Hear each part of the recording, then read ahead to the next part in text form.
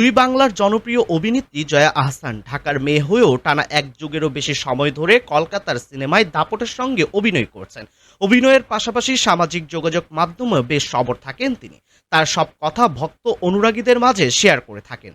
বুধবার ২২ অক্টোবর সকালে সামাজিক যোগাযোগ মাধ্যম ফেসবুকে মায়ের বিয়ের শাড়ি পরে ছবি পোস্ট করেন। এর সঙ্গে নিজের অনুভূতির ব্যক্ত করেছেন। পোস্টে জয়া আহসান লিখেছেন, এই ছবিগুলোতে যে দুটো শাড়ি দেখা যাচ্ছে সেগুলোর বয়স ৪৫ বছর।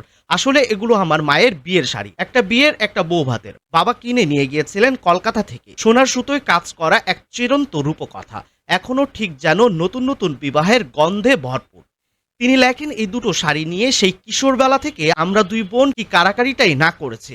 বিবাদ হোক বা খুনসুটি যাই বলি না কেন, সেটা হতো কে কোনটা নেবে তাই নিয়ে। আমি বলতাম নীলটা, আমার বোনের পছন্দ ছিল টুকটুকে লালটা। কখনো কখনো কিশোরী খেয়ালে পছন্দ যে ওলটপালট হতো না তা নয়। পরে বুঝেছি এই দুটো শাড়ি আমাদের কাছে অমূল্য সম্পদের মতো, আর তাতেই এত টান।